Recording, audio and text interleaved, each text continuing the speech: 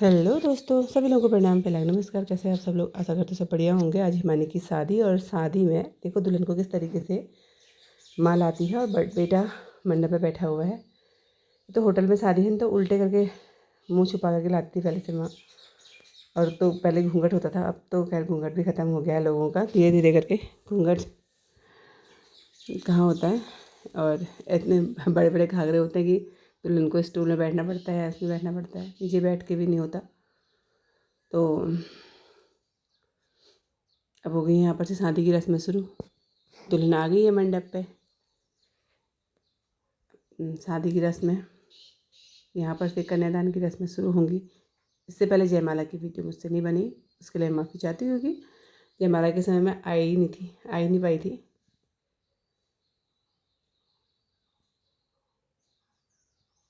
और सभी लोग आए हैं, देखिए कौन कौन बैठे हैं।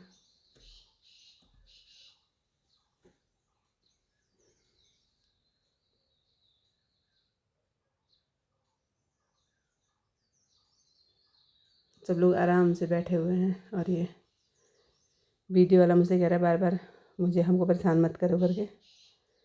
फिर भी चलो उनके बीच में बैठ करके बनाते हैं वीडियो।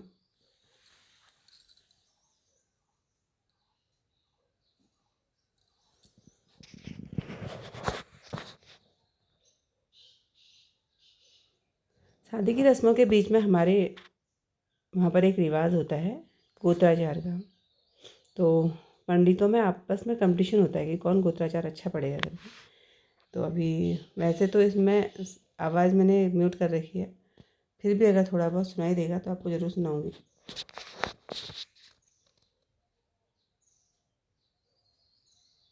गोत्राचार का मतलब होता है कि एक दूसरे के गोत्र का उच्चारण करना। और वैसे भी हम लोग हिंदू धर्म से हैं तो हमें अपने गोत्र के बारे में सबको पता होना चाहिए कि हमारा गोत्र कौन सा है करके। तो यहाँ पर गोत्र के बारे में बताया भी जाता होगा और गोत्राचार होता है।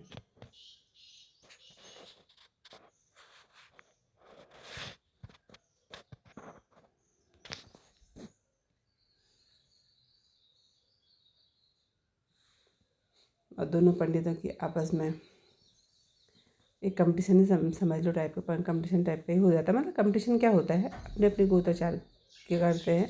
थोड़ा सा इस समय कोई शगुन के गीत नहीं गाया जाता, इस समय पंडितों के गोत्राचार ही उच्च आवाज़ में सुनाई देता है। तो दोनों पंडित आपस आमने सामने साथ साथ बैठे हुए हैं अगल बगल।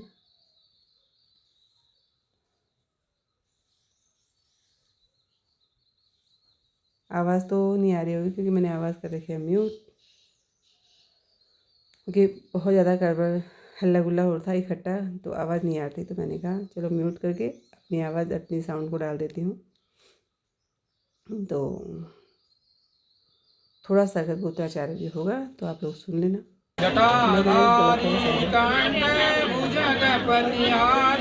पशुपति कपाली भूतेशो भजति जगदीश पदवी भवानी कल्पाणि ग्रहण परिपाटी फलमिदं रुक्मिणी कृष्ण सौभाग्यम उमा सौभाग्य शंकर धन्यम दीनल सौभाग्यम सौभाग्यम वरकन्ययो आयुष्मान भवः आयुष्मती भव शिवगे। गोत्राचार समाप्त। अब आदान प्रदान होगा, जैसे कि यहाँ के फल वहाँ, वहाँ के फल यहाँ दिए जाएंगे।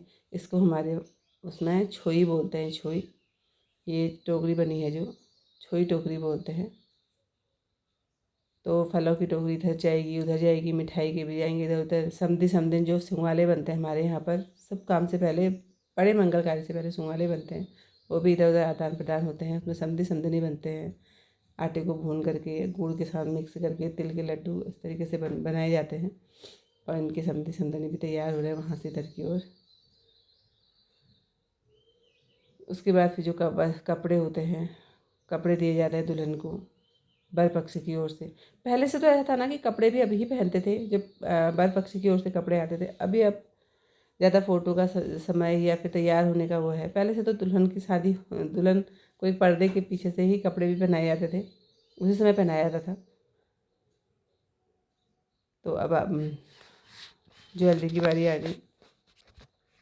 ठीक है, उन्होंने सब भेंट दिया है अपनी बहू के लिए क्या क्या लाए हैं।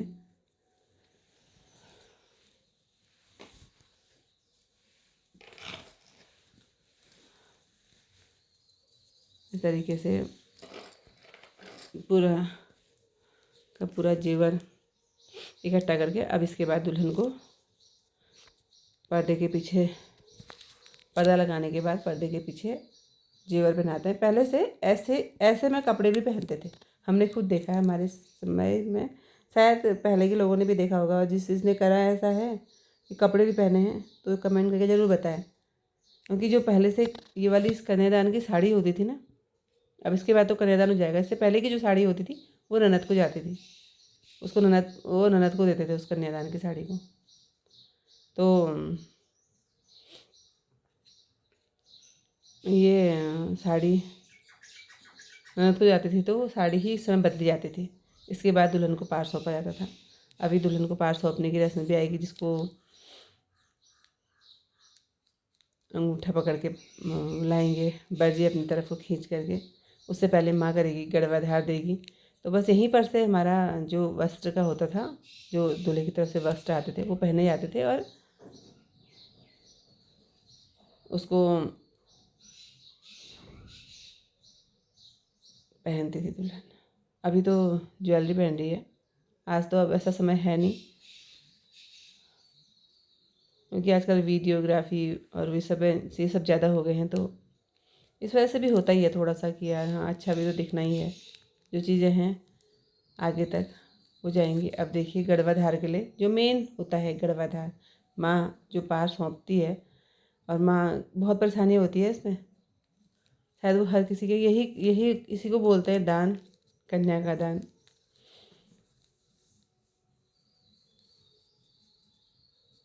जो मतलब मैं देखती हूँ वीडियो में, अंगूठी खोने वाली रस्म ढूंढो ढूंढो, यहाँ पर अंगूठा ढूंढो वाली ही रस्म होती है, होगी शायद ऐसा ही कुछ होता होगा। फिर रस्म होती हैं सब जगह एक जैसी, लेकिन उसको अलग अलग तरीके से विभाजित कर दिया गया। पता नहीं क्या मतलब, मुझे भी समझ में नहीं आता ऐसा। लेकिन ये गड़वाधार है, माँ गड़वाधार दे रही है। पिताजी ने नीचे से बेटी का हाथ पकड़ा है।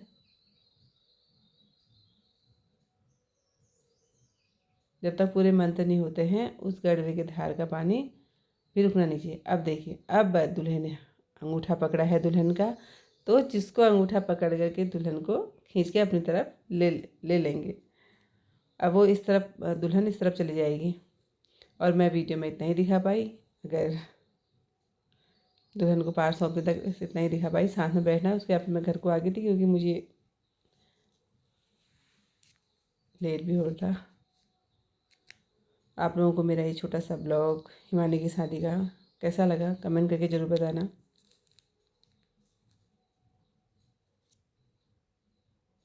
ये पहना दिया बरजी ने मंगलसूत्र,